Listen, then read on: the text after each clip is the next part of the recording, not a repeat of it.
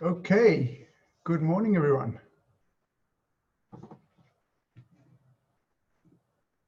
Time to kick off. Hazem, would you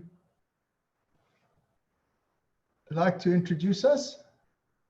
Hello, everyone, and thank you for joining the meeting today. We have people still coming on, and we can a little bit give you introduction about us until the team or the whole audience join.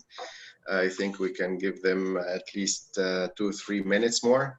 First of all, I would like to thank for many times Mr. Peter, who is really giving us part of his precious time. He's the author of Color Accounting and chairs the Color Accounting International. He's developed this methodology for business people, students, everyone who is willing to learn business or accounting or manage any business. They will be amazed how to learn finance in a very easy, interactive, and cementing the knowledge of accounting on their heads. And every meeting they will be excelling, talking about finance in a way that was never taught before.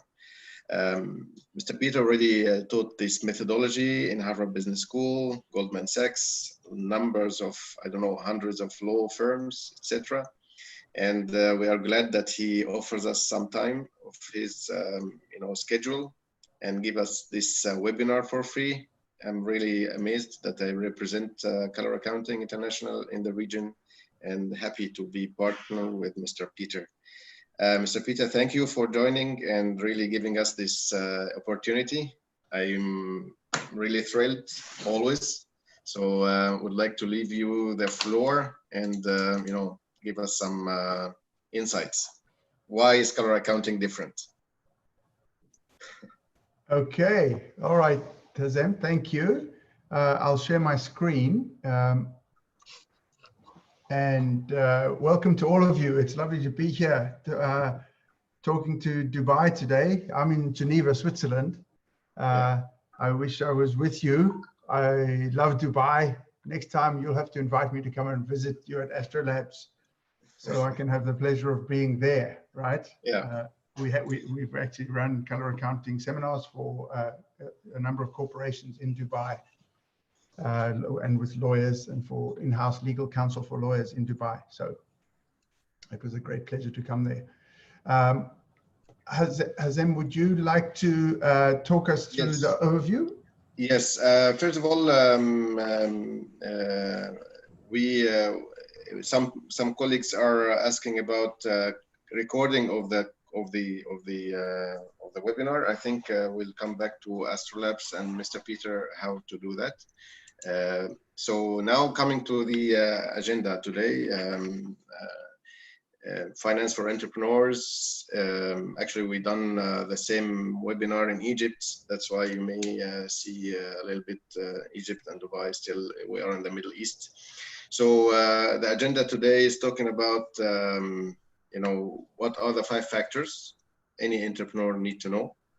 The historic view of business. And this is Peter will be presenting, and then we go deeper in the 5 factors with Peter and how they implement and understand them on the with the basis framework, which is the methodology of teaching accounting by Color Accounting, and then discussion follow up and see if you have questions to be addressed with some more detailed understanding. So coming to the next slide where we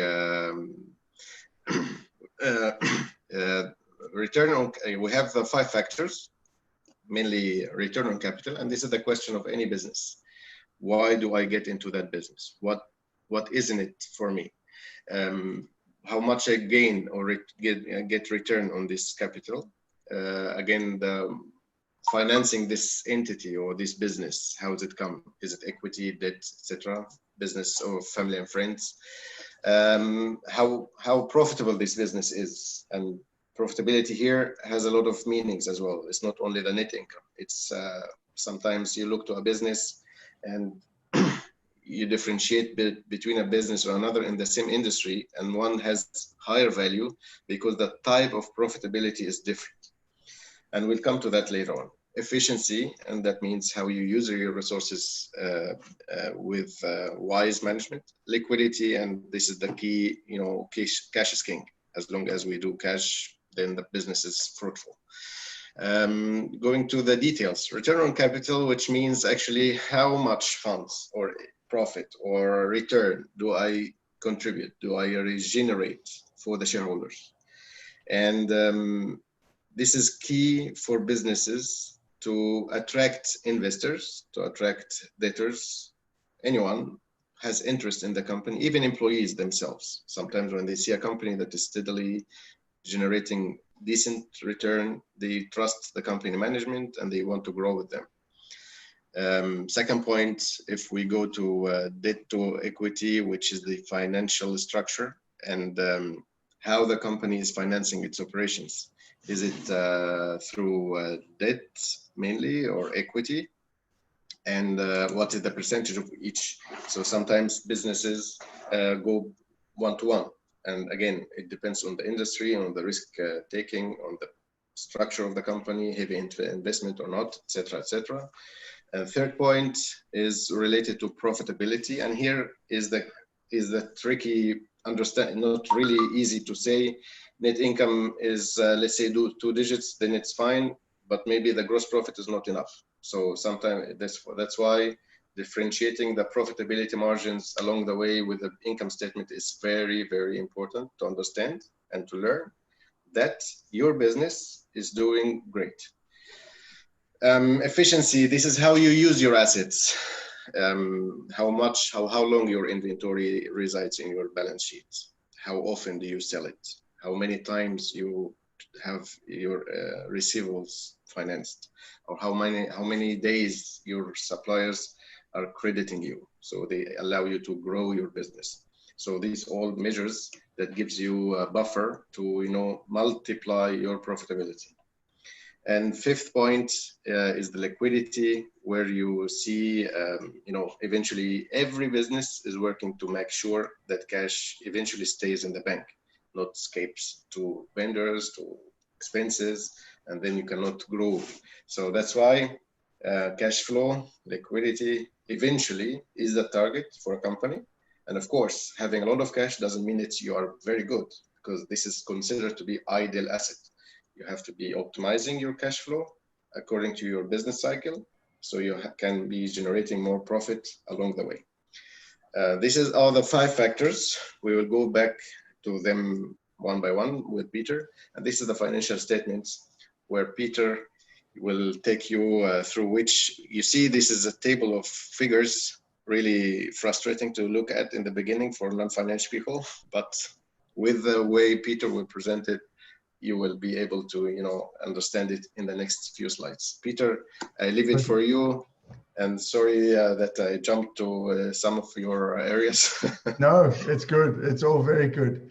Okay, well, thank you, Hazem. This is the balance sheet and income statement, right? So my work, where I'm here today, is to tell you that you have to be running the business using your financial statements, right?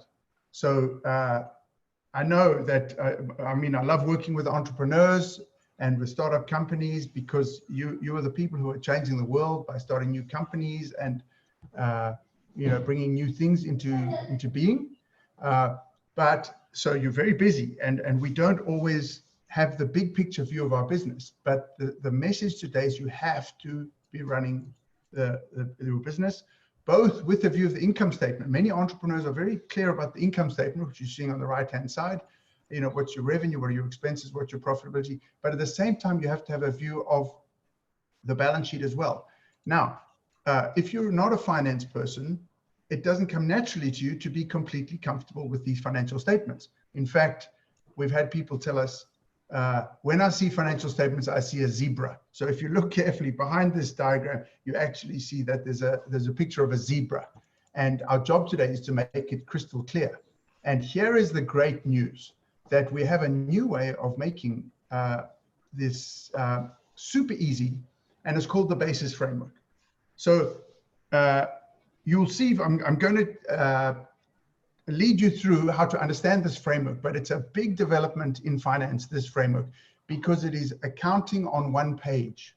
And it makes accounting easy in the same way that the Macintosh computer and Windows computers made computers easy. You remember, you used to have to type in commands to use a computer, and you had to be an expert just to switch a computer on and get it going. And now, hey, we all have a computer in our pockets. We don't even think of it as a supercomputer, which it really is, right? Well, the graphical framework of computers made computers easy so you could look and see and touch. This framework is the same. This is your business that you're looking at, right? The top 3 boxes are the balance sheet. The bottom 2 boxes are the income statement. So let's just work through. We'll spend maybe half an hour getting clear on how this framework works. Normally we'd spend a whole day, and I'll tell you at the end of the seminar how we can spend more time together to really learn to master this. But when you are driving your business with this full, what we call the 5-box model, right? Because you've got these 5 boxes: assets, liabilities, equity, revenue, and expenses. When you running your business with these 5 boxes, then you're in full control of your business. Okay, so let's start. We'll start with some of the theory behind this framework, the basic framework, which, by the way, if I didn't say it, BASIS, balance sheet, income statement, right? So that's the name of the framework. It's the color accounting basis framework. Okay. So here is, we're going to look at a balance sheet and the underlying nature of a balance sheet. We're going to explore the words and some of the structural elements and some of the mechanics of how a balance sheet works. When people don't understand finance, it's not because of the numbers. You all understand the numbers, but it's because of the words, and we're not clear about the concept. So let's really get clear on what the words mean and how the structure of a balance sheet works. So we call this the butterfly diagram because it looks like a butterfly, right? It's got these 2 wings like a butterfly. All of accounting exists inside of a duality, right? This is the source of all the confusion around accounting and finance. The fact that whenever you're speaking about a situation, one situation, you actually need to talk about 2 aspects of the situation. There's always 2 things at work. And sometimes we take the 2 things and we put them together. We call it collapsing the duality. Now, for example, I'll get back to this some more, but people talk about revenue. And if I asked many of you, what is revenue? I know that the answer would come back and say, well, revenue is the money that you receive, right? Actually, that's not true. Revenue is revenue, and the money, the cash, is the cash, and they're not the same thing. So we collapse the duality. All right, so just to recap, we have to think inside of a duality, which is represented as this butterfly, right? Here's the next important point. Global Retail Limited, right? So that's a made-up company, right? We made up a name, Global Retail Limited. But you have to be clear about whose point of view you're speaking about. This is a financial communication seminar more than anything, right? We're going to learn to communicate around finance. And people get it wrong, and they miscommunicate, and they get themselves into trouble because they're not clear about whose story is being spoken about. You see, your business exists for you, right? It's all about you. Ultimately, you started the business, you're the owner of the business so that it can earn a return. Maybe you've got investors so they become owners too. And from the beginning, you're thinking about the benefit for the owners. So you start telling the story from the point of view of the owners. And that's not correct. It's tempting to think from the point of view of the owners, but you have to think from the point of view of the business itself, right? I'm telling you very simple things here, but we've seen them. We've done it for 100,000 people around the world, gone through this process. And the biggest cause of confusion is the fact that people forget whose story they're telling. So you've got to think of the business as separate to yourselves. Here's one more thing. I know I'm going on about this, but if you think of the business as separate to yourself, for example, even if you're what we call a sole trader, you might not even have incorporated your business, right? So it's not registered as a separate anonymous society or limited company or so on. Even if it's not registered, you must think of the business as separate to yourself because you will make better decisions. If you tie up your own feelings about your own self and your own self-worth and your own issues, and you take cash out of the business because you just need it personally, you will start to make suboptimal decisions for the business. You have to think of the business as separate to yourself. It will make you make better decisions and think of the business in a more powerful way. All right, so let's look at the nature of a balance sheet. So Okay. stressing on this point, Peter, sorry to interrupt. Please, anytime. You are saying that to learn accounting well, or to learn about our business, we have to deal with it as a separate entity from us. It's a totally independent legal entity, and we as partners or shareholders, we do not belong to it. It doesn't belong to us. Yes. This is what you want to say. That's what I want to say. You have to. So if my left hand for you here is, if this is the business, there's going to be different people involved and funders of the business. You're going to have lenders to the business. You're going to have owners of the business who also put money in. You're going to have customers of the business who also put money in. They all put money in differently, but they are all separate to the business. You have to think about the business as being separate. Thank you, Hazem, for picking that up. I mean, in your work advising people on their finance, on their business, Hazem, do you see this, that people sometimes mix up the owner's point of view with the business itself? All the time. All the time. And do you agree with me that if you don't see the business as separate to yourself, you start confusing issues, and that even sometimes people think, oh, I don't like debt, and you realize, no, it's not my debt, it's the business's debt. Exactly. The people look at it, and also the culture itself deal with the entity as an extension to the founder, to the shareholders, while it's not.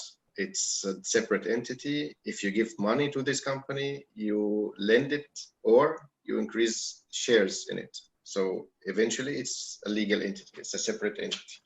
But of course, it's coming as if it is part of me founding this company. So anything touches it.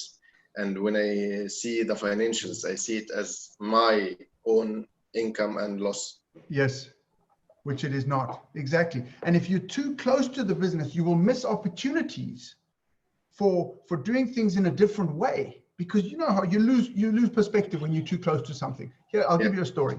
So I know, Hazem, you know that everybody on this call is very stylish, right?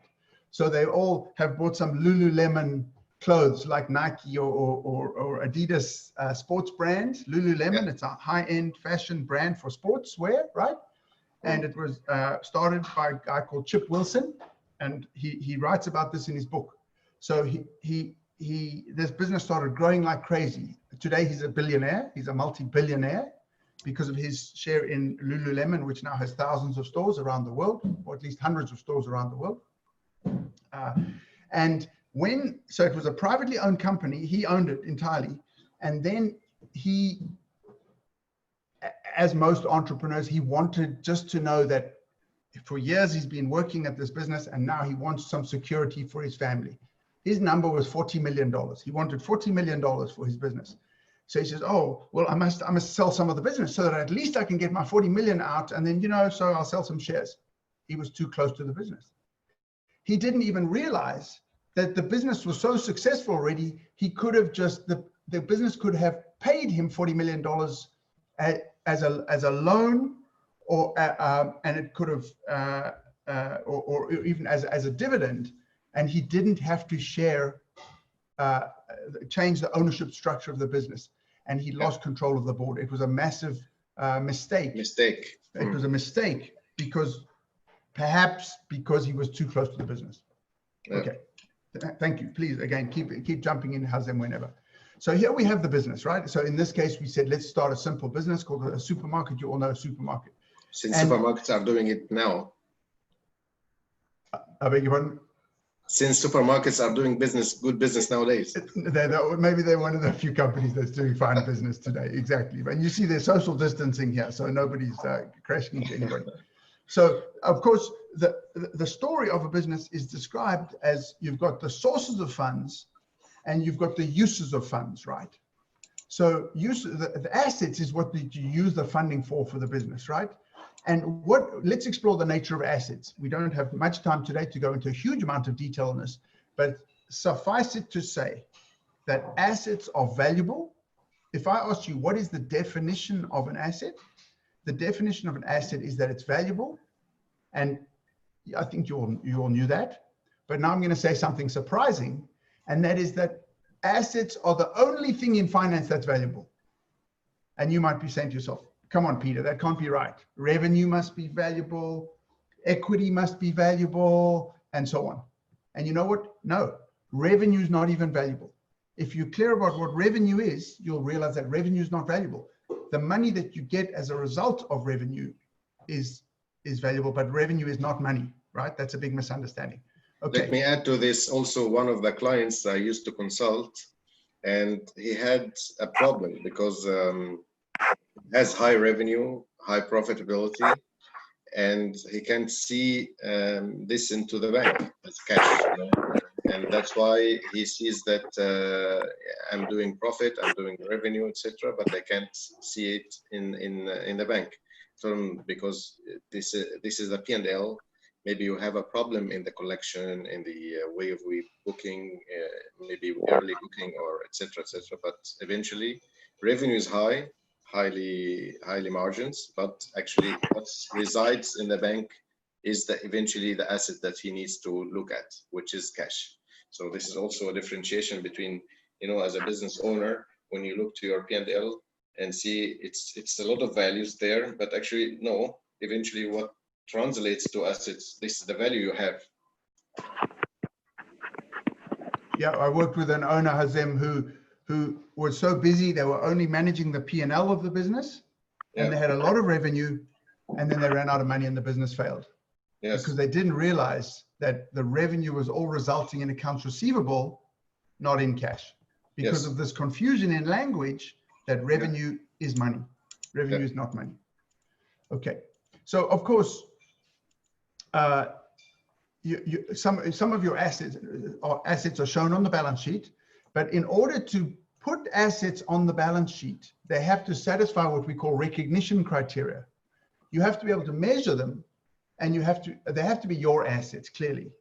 The significance of this is that sometimes the most valuable assets that you have are not on your balance sheet. So as entrepreneurs and business owners, you know that your reputation and your ideas, your intellectual property, and maybe your trade secrets, they may not be on your balance sheet, right? So you must be prepared to argue the value of these if you're getting investors in. And for your staff, for example, your staff might be one of your most valuable assets because you've trained them and they're so good, but they're not shown on the balance sheet, right? So there are some assets here. The brand will probably not be shown on the balance sheet, and your staff are not shown on the balance sheet, right? And as we say, and yet they might be critical to your business. Anything else to say about recognized and unrecognized assets, Hazem? No, it's fine. You know, like Coca-Cola, for example.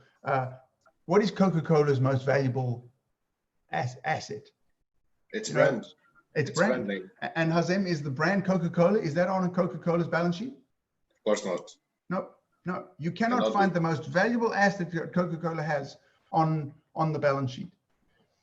Okay, so now these are your assets, right? So let's now explore, how do you get these assets? You're a startup, right? You're an entrepreneur. How do you get the assets? Well, there's two ways you can get the assets. In fact, there's three sources of funding, but we'll start with the first two.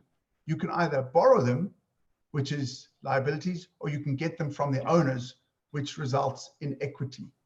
So what is a liability, right? We've given the game away already there because it's on the slide in front of you, right?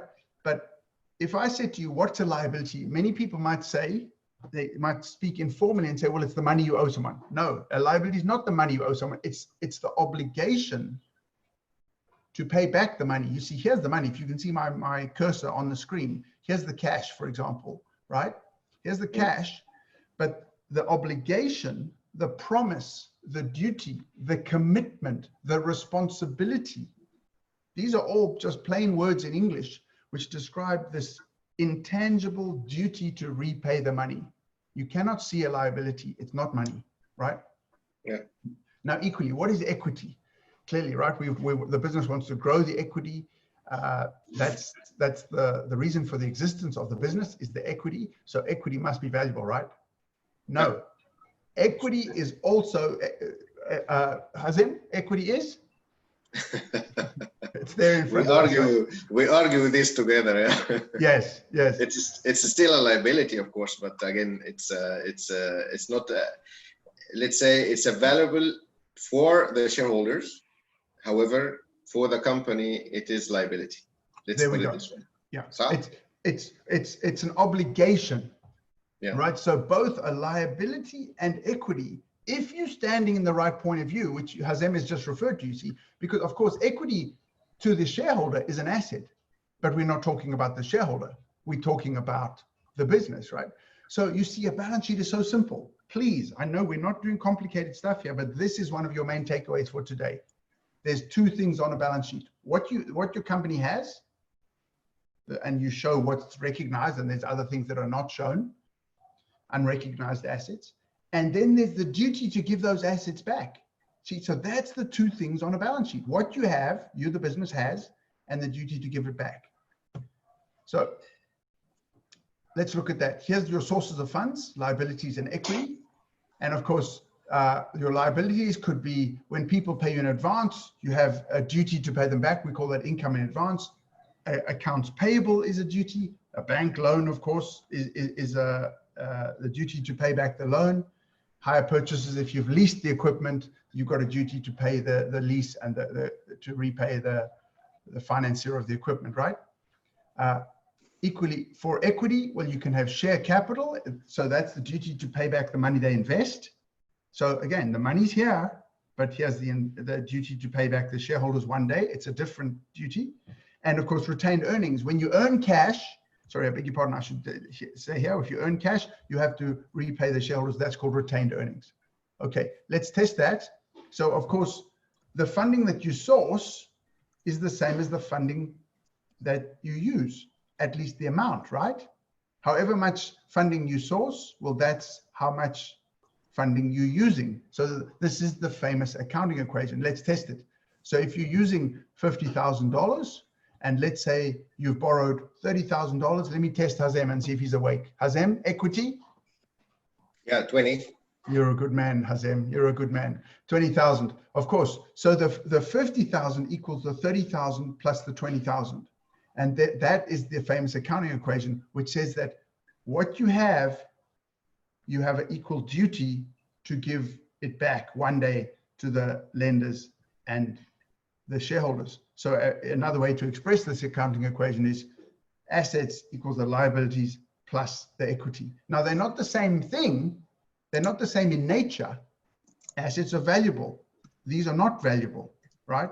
The assets you can touch. Assets can be tangible, intangible. You can never touch a liability. You can never touch equity. It's just a promise. Okay, so there you have it in full color, that you have uses of funds in green and you have sources of funds in orange. That's how we do it in color accounting. Okay, now, as I said, this is all quite simple, but it forms the foundation for very sophisticated conversations about how you should finance the business. I told you the story about the Lululemon founder financing the business maybe in not the right way. So the difference between debt and equity you want to be very careful about that. In fact, there are startup businesses who now help other startup businesses manage this table, what we call the capitalization table. And that's how, if I don't know how many of you are doing sort of venture capital startups where you have A round, B round, C round. And at each of these rounds, you're making different promises to the investors, right? And the performance clauses and dilution clauses and so on. The debt and equity is a legal conversation, right? It's not about cash, it's about law. And if you're starting to make legal promises to these investors, you need to really track who's who. And sometimes these promises are contradictory, right? So, you need to be very clear about the difference between debt and equity. Debt is a contractual obligation, right? Equity is a fiduciary obligation. You have to try to grow the obligation to the owners. From the company's point of view, debt is riskier because you have to repay it. Equity is less risky because you don't have to repay equity, right? Clearly, debt, you reward interest. Equity, you pay dividends and capital gain, right? Debt is short-term or long-term finance. Equity is generally a long-term form of finance. control, right? Well, if people lend you money, they'll probably make you sign an agreement that gives them some control, but on the face of it, debt doesn't give away control, whereas equity on the face of it gives away control. Of course, you might have non-voting shares, which does not give away control, and so on. Now, and of course, the important thing is when you borrow money, you have a contracted amount that you have to repay. If you borrow $100, if it's a 10% interest rate, you give back $110 a year later, right? Equity is a calculated amount. It's just what's left over. A balance sheet always balances because 50 is 30 plus 20. And if 50 goes up to 51, well, then it's going to be 30 plus 21 because the equity always makes the balance sheet balance, right? If equity goes down to 48, so I beg your pardon, I said that wrong. If cash goes down, if your assets go down to 48,000 and your debt is still 30,000, well, then equity is 18,000 because equity always makes your balance sheet balance. Okay, Hazem, anything to jump in? No, I think we're going fine even with the schedule. Please Okay. go ahead. Very good. All right, so that's the balance sheet. It describes your business, where it's at, what your business has, and the duty to give back what it has and the duty to work for the funders, the lenders and the owners, right? You want to be clear about your balance sheet. You want to have a monthly report, maybe a quarterly report, but ideally a monthly report of the balance sheet of your business, right? You probably also want to, it will be useful for you to think about some of the unrecognized assets. You could do what we call a pro forma balance sheet, where it's not what a traditional accountant would put down, but you might also put down your assets like my reputation, my intellectual properties, my goodwill, and write down some of the assets that are not recognized on a balance sheet, but you know that they're important and you want to take care of them and grow them, okay? Like your reputation. Okay, so let's start doing some accounting to show how the balance sheet works, and then we're going to introduce the income statement. So this is the top of the basis framework, right? It's the butterfly. It's a bit more geometric. You've got your assets, your liabilities, and your equity, and the definitions as well, right? Valuable things, and you've got your obligations to creditors, your obligations to the owners. So let's say you borrow $30,000, right? Well, of course, that means you get cash of $30,000. There's your first journal entry. All of accounting is done this way. You always have two numbers. That's the double entry of double entry accounting, right? The duality is the two wings of the butterfly. Double entry means we've got to start putting always two numbers onto the butterfly. Okay, now let's say we need some more money, so we get the owners to put money in. So the business gets a contribution of equity from the owners, and that also brings in cash, right? So look, now we've got debt for 30,000, equity for 20,000, and the business has cash of 50,000. All right, that's how it works. So without any further ado, this global retail has now become a consulting business, right? So let's do some consulting. So here's the story. Hazem has started this consulting business, and he goes out and he gets into a limousine, and he drives out to a client, and he charges them $700 for a couple of hours of consulting, right? But actually, when he comes back, he has to pay the driver $300 for the travel. So in the end, he's left with cash that he has in his pocket in an envelope, which is for the business. He has $400 of cash. So we record $400 of cash. Now, that cash, who does the business owe it to, right? Well, clearly it's not owed to the lenders, because the bank loan doesn't go up to $30,400. The obligation to the shareholders grows by $400, and we call that generated equity, right? So now the business owes, it's a different kind of owing, but it owes the business $20,400, right? And that generated equity is another name for profit. And that's how accounting works. You grow your assets and you record who you owe them to. And what you're really trying to do is grow assets that you owe to the owner, not that you owe to the bank. Okay. So there's a problem, however.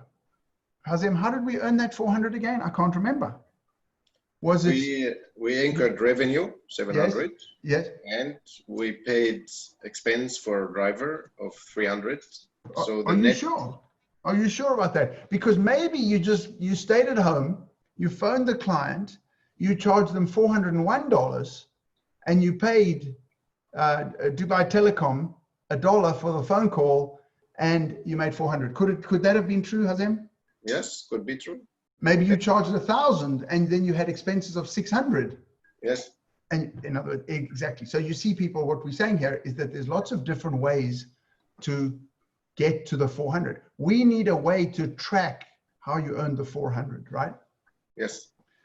And that is the income statement. So imagine that on your computer, you know, you take I'm going to make a double click sound like I'm opening up a folder on my computer. So I've double clicked generated equity, and look what opened up: the income statement. Mm-hmm. And the income statement has also sources of funds and uses of funds, right? So yes. Now, instead of just recording 400, we're going to record Hazem's 700 work and 300 of expenses, right? So where should we put the revenue? And sources of funds. Aha. So many people would be tempted to say, well, it's a good thing, so it goes on the green side. That's not the correct logic. Green is not good, and yellow or orange is not bad. The correct logic, as Hazem has said, is sources and uses. Revenues are a source of funds, right? So expenses are a use of funds. Yes. You don't need to know this, but we're also talking about debits and credits. Orange is the credit side of the general ledger. This is a general ledger that you're looking at. It's a graphical general ledger, right? So liabilities, equity, and revenue are all credit accounts, and assets and expenses are all debit accounts. But here comes something really important. I've said a few important things today. I've said you've always got this duality, and you've always got to remember whose point of view you're speaking from. Don't confuse the butterfly, the global consulting, with the owner of global consulting, and so on. That's one of the important things, point of view. We've said that equity is an obligation. That's an important thing. Here comes another important thing. What is revenue? So it's actually quite hard. Hazem and I didn't know how to explain it, right? When we started teaching this, we realized we didn't understand it. No, look, we understood what revenue is, but we didn't know how to explain it. And you need to explain it because you need to talk to your staff, you need to talk to your professional advisors, and so on. So here's what revenue is. It's value generating activity. It's what you do. Revenue is a verb, not a noun. Hazem, in Arabic, what is verb in Arabic? فعل, عمل. فعل. Whereas a noun, a thing. Action. And what is a noun or a thing? اسم أو حاجة بتعملها يعني. Okay. So that's the point. This might surprise you that revenue is actually what you do. So in a lawn mowing business or a car repair business, it's the sound of revenue, so to speak, is vroom vroom of the lawnmower or bang bang when you're repairing the car. In other words, it's the work. If you're in a law firm, the sound of revenue is type or opine, meaning you giving your opinion to someone, right? Mm-hmm. So it's the work you do. And equally, an expense is a value sacrificing activity, right? So look, I'm going to show you an expense. Here's a little piece of paper. I think you can see it in front of me here, right? This is an asset. It's not the biggest asset you've ever seen. I know that, but it's an asset. It's physical, so it has to be an asset, and it could be valuable, right? So I'm going to expense it. You might want to say, well, oh, when he pays for it, that's the expense. No, you don't know when I paid for this. Maybe I paid for it yesterday. Maybe someone's paying for it now for me, paying the stationery shop, or maybe they're going to pay for it tomorrow because I have an account with the stationery shop. None of those are relevant to the expense. here's the expense. I know this is simple and that it's silly, but actually I'm making a serious point here that when you destroy the thing, that's the expense. When you consume salaries, that's the expense. When you consume the rent of your building, that's the expense. You know, using the premises. When you use the Hewlett-Packard ink cartridge, the toner cartridge, that's the expense, right? When you're using things up, right? So it's the value consuming or value sacrificing activity. Okay, so now let's go back and we'll do that transaction again with a 700, but instead of losing the information to the margin information, we will do it a new way. So you get 700 cash, right? So you've got the 700 cash, nothing's different there, it's the same. Cash is cash, but this time you show it as revenue. And now you lose cash. So now you've got cash going down, and you've got, because you had more increase, not a decrease in expense, an increase of traveling expense, which is a value sacrificing activity. And of course, the difference between 700 and 300 goes up to the 400. So now you've got 400 there in generated equity. And this is the full story of your business. Okay, so the beauty of this is that when you understand these 5 boxes, and this is what you've come to learn today. I hope you see that you are learning a lot in 1 hour today, because we're not going into detail, and I'm afraid we don't have time to practice this. We would normally do 15 transactions that would describe everything that happens in your business. It needs just 15 journal entries, right? But already you can see that this, while this is accounting, it actually explains how your business works. And I've had entrepreneurs tell me that, wow, you shifted the mindset of what's happening in my business. There's 2 things happening in your business. All of you, I don't know you all. There's 37 of you on this call at the moment, right? 39 now. So I know that in every one of our businesses, my business, Hazem's business, and everybody else's business, there are just 2 things happening. Value is being generated and value is being consumed. That's in financial terms, that's all that's happening. So let's think about, from a financial point of view, how business works. Well, you start, let's say, with the owner in mind. So you have equity, right? And of course, the owner puts funds in, so you get cash, and now the business has an obligation to the owner, right? That's the journal entry we did. But we want to leverage that, right? So the business incurs debt. It borrows from other people. Debt is not a bad thing. If you use debt properly, or if you use debt carefully, if you use debt appropriately, debt can be very powerful for your business, especially for more mature businesses. Well, there are many considerations. You can ask Hazem about this, about when is debt right for my business. If you use debt to get income generating assets, then debt is a powerful thing. Many people, Hazem and I talked about people being too close to their business. Sometimes when they're too close to their business, they think, I don't want to borrow because I don't want to have debt. Well, it's the business's debt. So with these 2 sources of funds, debt and equity, you acquire assets, right? So of course you have the assets to generate revenue, which is to get more assets, right? Unfortunately, you have to consume value in order to generate value. So you destroy value in order to generate value, right? And who gets the surplus? Equity, shareholders. So the shareholders get the surplus because they took the most risk. Because remember, on the capitalization table, it was more risky for shareholders, right? From the shareholders' point of view, it's more risky investing money instead of lending money. And this is the value cycle of your business.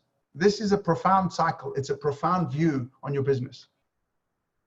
You know, it's easy to write a 20-page essay on your business, right? But it's more difficult to see it in its simplicity for what is happening. And that's what we want to support you to do. We want you to see the big picture of your business so you can make big decisions and really make your business a big success. Okay, here's another diagram that many people tell us is useful.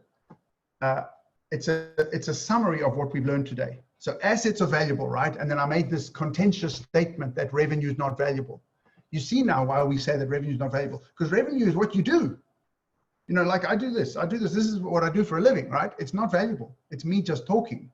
What's valuable is the money that shows up in my bank account, right? So there's what I do, and there's the money that shows up. So the doing itself is just the doing, right? So this diagram reinforces your understanding of the 5 elements, and there are only 5 elements of your business. Liabilities are the obligation of the assets to lenders. Equity is the obligation of the assets to the owners. Revenue is the generation of assets, right? Revenue is what you do to generate assets, and expenses consumes the assets and sacrifices value. So you generate value and sacrifice value. Okay, so using these, please feel free to put questions in the chat. In the chat message, Hazem can reply to the messages in the chat, and you're welcome to send us questions, because Hazem, we're due to finish at the top of the hour. Is that correct? Yes, we have 15 minutes to go. Just less than 15 minutes, yeah. I would encourage our respected audience to, if they have questions, they quickly run them. So now how we have questions here now. Well, actually, some colleagues here say it's a lot of information that needs another review. Actually, what we do, this is a course. It's a full course of a one-day full workshop, 4 to 5 hours, and we are trying to make it in 1 hour. So that means we can help you, of course, but again, if you would like to take this in a full course, we can plan for that with Astrolabs and help you get it online as well, and in a full workshop with me and Peter, and then we can take it from there. So anyone who's willing to or wants to get more into details and review and apply the concepts, we are glad to do another round, but a full workshop as a course for entrepreneurs. Yes, Hazem, yes, as you're saying, we're not here to. We want to leave people with a valuable information, and we know we're covering a lot today. But as you're saying, we do offer a full course. I found a slide. So everything we've been doing today, we would normally spend a whole day doing this.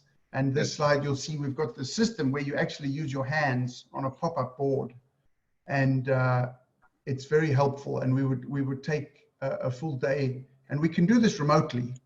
So to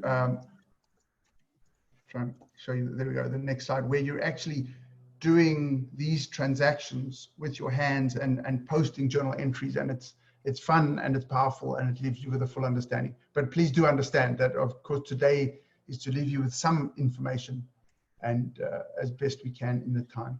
I have a question here, Peter. Hosam Farag is asking, would cash flow be considered a source of income? So it's an asset, I answered, but I would like you to use it as a question for all, and then everyone can gain the benefit of the answer. Okay, so let me just, I'm going to share my screen again. Give me 1 second.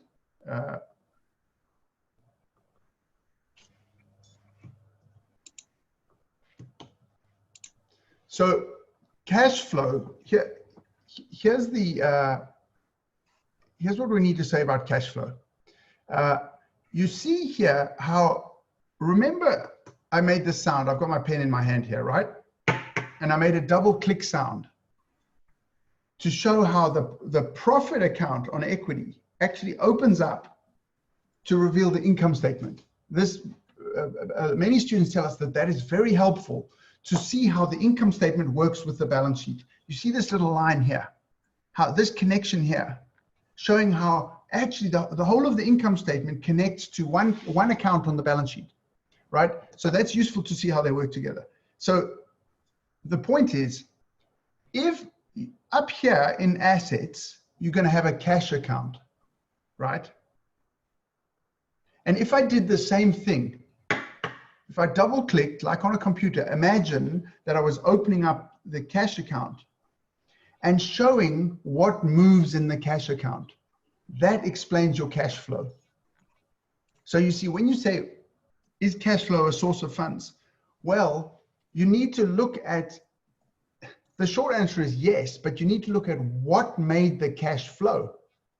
You see, you have the cash account that opens up, but now you need to look everywhere else on the framework to see what caused the cash to flow.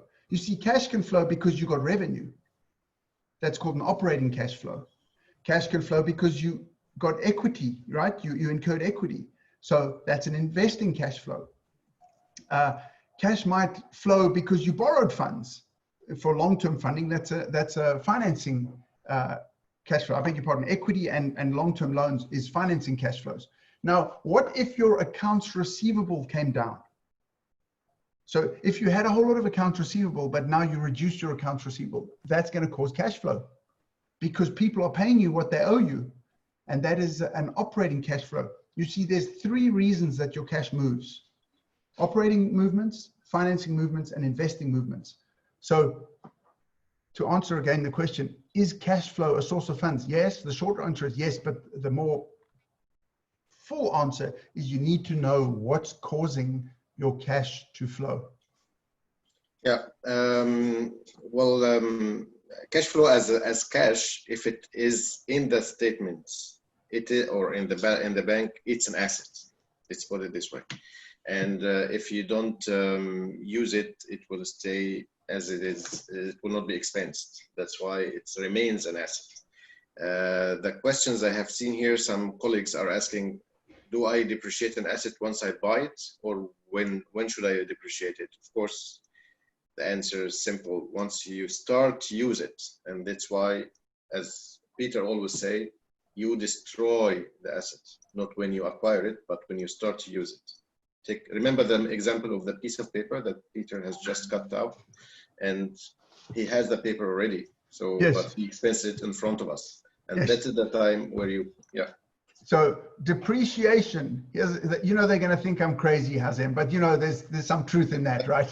So remember, I tore up the piece of paper. Well, depreciation, and I said, it's not about when I bought it, it's when I used it. So now if I got a pair of scissors and each year I just cut off some of the piece of paper for 10 years, every year I cut off a little piece, that's depreciation, where you're just using it slowly. And very nice illustration, very making. How creative are we, Hazem? How creative are we? Yeah. So for services provider per business, is it enough to use profit and loss, or should have income statement? Actually, both are the same thing. Yeah.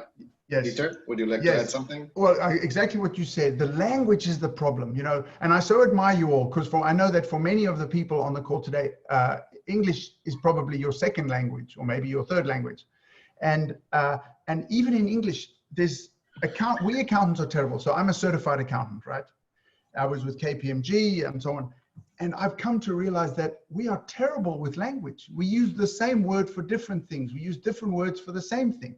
So there are maybe 10 names for the income statement: P&L, profit and loss, statement of operations, statement of activities, income statement, statement of financial performance.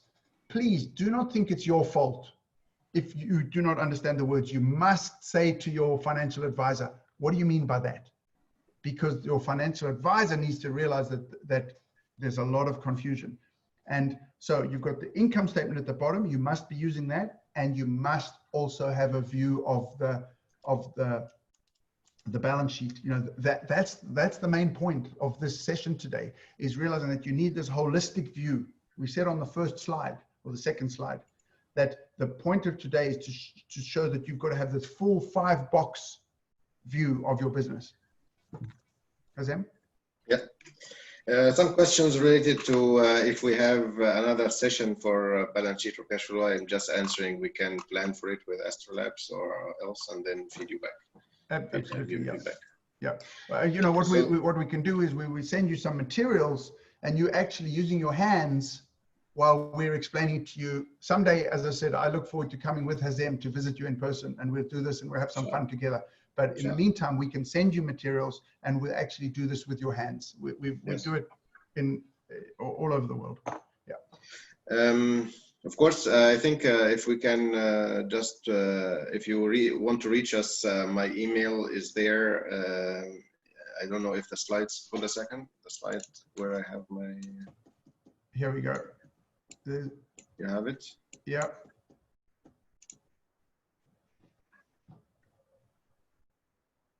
Can you see it? Am I sharing my screen, Hazem? No, no. I beg your pardon. I forgot that I'm not sharing my screen. So let me do that.